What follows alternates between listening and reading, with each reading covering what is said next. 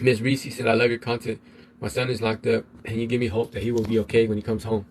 So, you know, if your son is incarcerated right now, I encourage you to um, to set up a system with him to where, because I know he's your son right now, and he depends on you probably. I'm not sure what the situation is, whatever, but I'm pretty sure you take care of him. You probably put money on his books. You probably send him packages and all that. And for the most part, you probably just do it for free. Like you don't ask nothing of him when you send him these packages or put money on his books. But mama, I ask that you start telling your son, like if you want me to send you these packages and you want me to put money on your books so you go to the store, I want you to start sending me certificates of you going to groups or proof of you going to groups, or I'm gonna buy you these books and I want you to send me book reports, and on the books that I send you or books that you're interested in, whatever you read, I want a book report. And so basically he just trades you, you know what I mean, certificates that he earns from going to groups for a package, or he trades you a book report for some money on his books and stuff like that.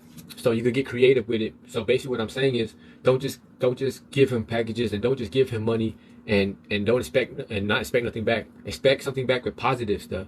Make him earn those things so that you know that by him going to groups, right, going to these self-help groups and earning these certificates, he is spending at least an hour or two of his day doing something positive.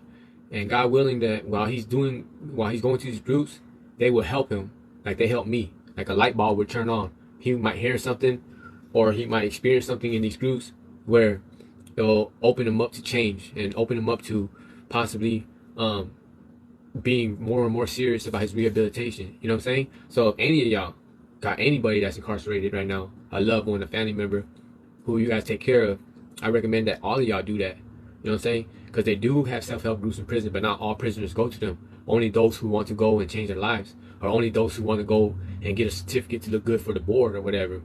But there's a lot of dudes on the yard who BS and don't go, and then they don't learn nothing, they don't grow as a person, and they don't better themselves. So if you got a family member that's in prison, they're like, hey, next time your son calls, like, hey mama, can you put some money on my books so I go to the store? Like, yeah, sure, son, don't even trip, I got you. And on top of that, I'm gonna be sending you a book, and I want a book report. And if you don't give me a book report, then I'm not gonna send you money the next time until I get a book report from you.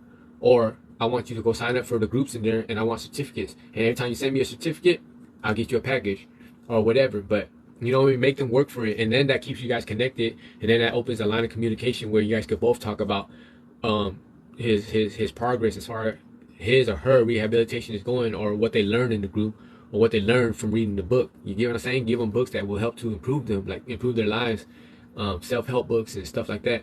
So you'll know, like, in order for this dude to give me a legit book report, he had to read this book, and then as a result of reading the book, something is gonna stick to him or her, and then they could, you know what I'm saying, better themselves.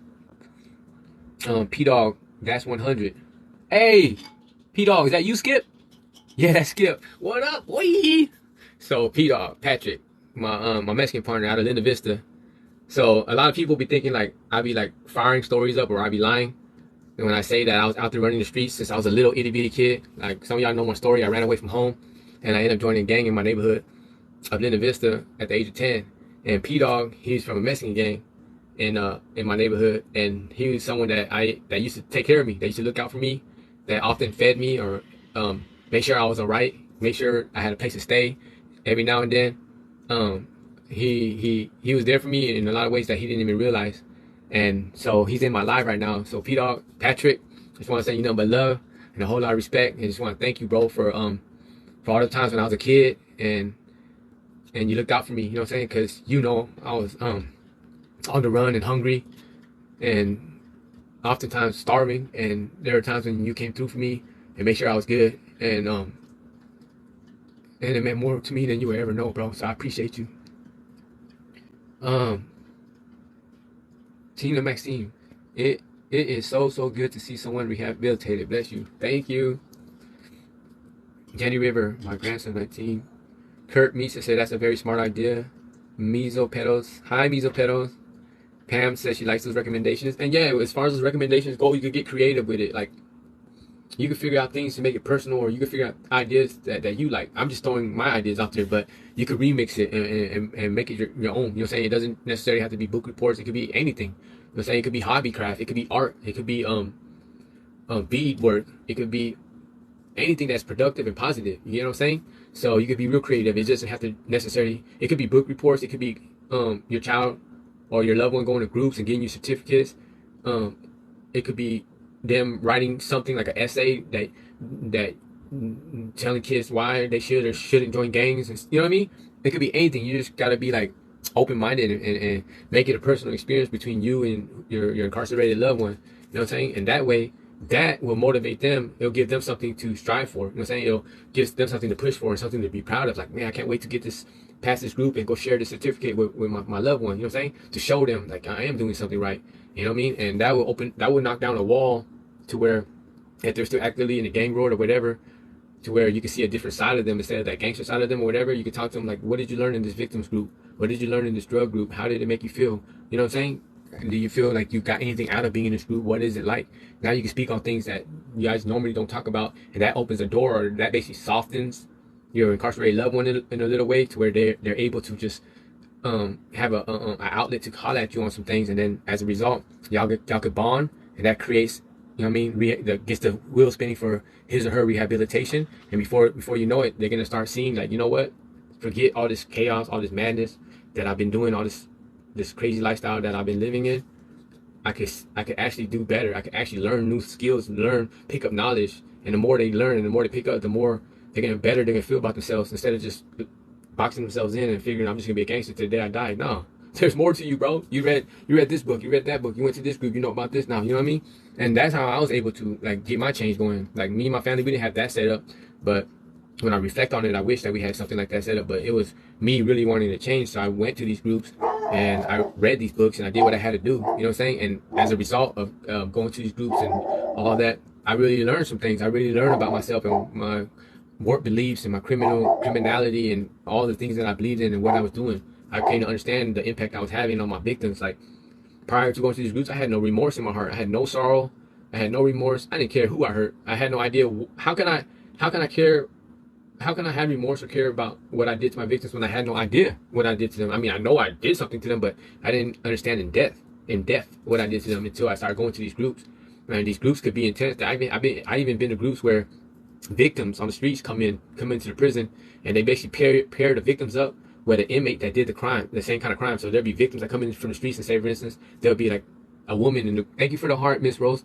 Thank you for the heart hand, Sin. I appreciate you. So there'll be like a woman who was a victim of a carjacking, right? And then they'll, in the sea of inmates that's in the group, thank you for the roses, Charlie girl. They'll be like, is anybody in here locked up for carjacking? And someone will raise their hand like I am. So they'll pair the inmate that's locked up for carjacking up with a person that's been victimized by a carjacker before, and they have them sit down together. They pair them up. Then there'll be another one, a mom that lost her son to gang violence. Now, has anybody in here killed their rival enemy or gang member before for murder? Yes. So they pair them up. You get what I'm saying? So, and then when you sit across from someone that has been victimized in the same manner that you've done it, then you understand what they went through. Then you see an actual person in front of you, and then you get back in touch with your humanity, and then you get to the point where you're like after I know this, I would never do that again. You get what I'm saying? Since I've been out, like in my old life, I got money illegally. That's the way I survived. Like all I did was hustle, grind, and get money however I could. You know what I'm saying? And then it was a lot of money, it's good money, but it was illegal money, you know what I'm saying? But now in this life, I don't make nothing close to what I did illegally in my old life. Like this life, I work a whole month and make like $1,000 or something like that. And in my old life, I blow $1,000 in a second, you know what I'm saying? But in this new life, since I've been out of prison, and I deal with a lot of bills, I deal with a lot of debt, I deal with a lot of financial issues. But even in the midst of all that and all the pressure, I still refuse to go back to committing crimes, because I know now what I've done to my victims. And I know now if I do go commit another crime, what I will do to when I victimize somebody else. And I refuse to. Like I refuse to ever do that ever again. You know, and that happened as a result of me going to a self-help group in prison, and I learned the impact that I have on my victims. So if that's not rehabilitation, I don't know what it is. It completely changed my heart to where I have remorse now in my heart, and I have sorrow, and I have compassion for others. And that runs so deeply that even if I was homeless, broke on the streets, whatever, I would refuse to go and do another robbery, or I refuse to go and victimize somebody for some money. I can't, because when you know better, you do better.